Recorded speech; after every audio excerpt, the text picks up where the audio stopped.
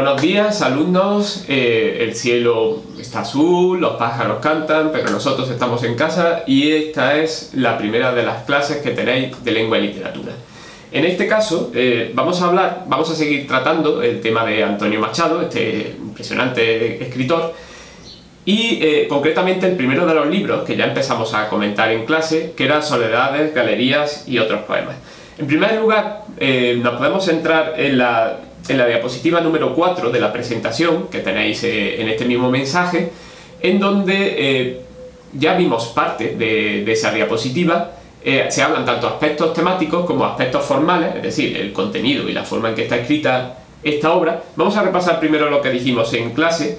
En primer lugar, vemos que la publicación de la obra fue en 1903, que si hacéis un pequeño cálculo con respecto a la fecha de nacimiento de Antonio Machado, que recordad que era 1875, pues veis que publica este libro, en primer lugar, con 28 años, pero entendemos que muchos de los poemas pues los debió escribir en años anteriores, así que se puede considerar un libro de juventud. Sin embargo, Antonio Machado se muestra como alguien especialmente maduro, y es más, es curioso hasta cierto punto que algunos poemas de Machado de juventud parecen más de una persona mayor, y quizás algunos poemas de madurez podrían parecer más juveniles, ¿no? Es una paradoja. Bien, de hecho, sus reflexiones acerca del paso del tiempo, del amor y el desamor, o la forma que tiene de tratar los recuerdos de la infancia, como ya vimos en algún poema en clase, que ahora aludiré otra vez, pues nos hacen pensar precisamente en eso, en alguien cargado de experiencia, cargado, digamos, también como de tristezas de la vida, algo que sorprende, como hemos dicho, en un poeta pues bastante joven. Bien, vimos como los temas más habituales en este libro, los que más se repiten, son precisamente los recuerdos de la infancia, el amor y el desamor, y algo que podríamos tratar como filosofía o la forma de ver la vida del poeta, que oscila entre lo melancólico, lo existencialista, o incluso podríamos hablar del propio carácter soñador del poeta. Como ejemplo de los recuerdos de la infancia, teníamos el poema que empezaba diciendo una tarde parda y fría. Empezaba diciendo: una tarde parda y fría de invierno, los colegiales estudian, monotonía de la lluvia tras los cristales. Pasando al segundo párrafo, desde el punto de vista formal, que es cómo están escritos estos poemas, tanto el estilo como la métrica, pues podríamos destacar algunas características. En primer lugar, que el lenguaje de Machado en este libro es bastante sencillo entendiendo que estamos hablando de un libro de poesía, y que la poesía muchas veces pues esconde más que lo que muestra. La poesía muchas veces habla a través de símbolos, habla a través de metáforas, pero yo creo que comparándolo con otros libros de poesía, pues el lenguaje de Machado en Soledades, Galerías y otros poemas es bastante sencillo. Y repitiendo un poco la estrofa que he dicho antes: una tarde parda y fría de invierno, los colegiales estudian, monotonía de la lluvia tras los cristales.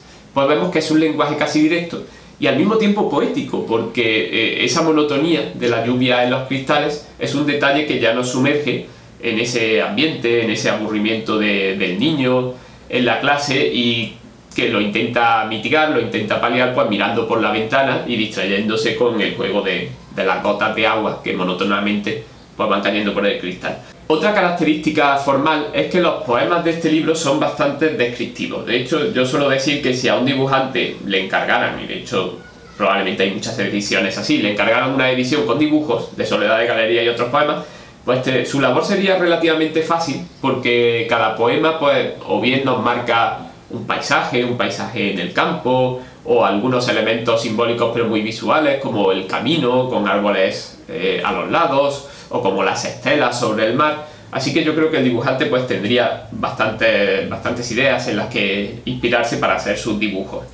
Eso lleva a que normalmente estos poemas pues están abundantemente adjetivados, porque de alguna manera los adjetivos son como los pinceles del lenguaje y nos sirven para imaginarnos esos elementos visuales del poema.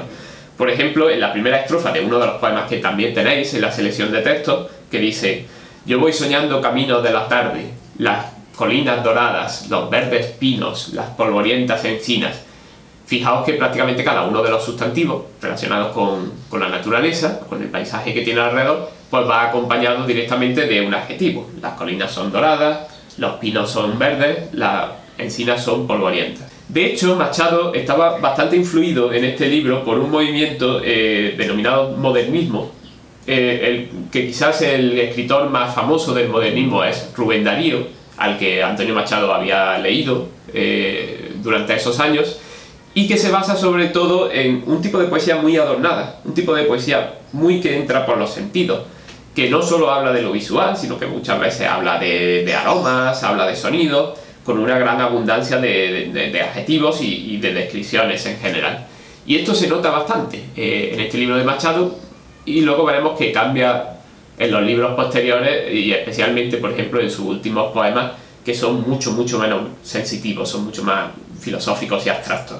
Por último, en cuanto a la métrica, como hemos visto también en estos ejemplos que os he leído, tiende a tener un verso corto. La mayoría de los poemas pues están escritos en octosílabos o hexasílabos, es decir, 8 sílabas o 7 sílabas, y también hay un predominio de la rima consonante frente a la rima sonante, aunque también hay algún ejemplo de rima sonante. Creo que en la selección de textos que os he puesto solo hay uno en este caso. Y hasta aquí la clase de hoy. No olvidéis que cada día que pasamos en casa estamos salvando vidas. Así que seguid siendo héroes y hasta mañana.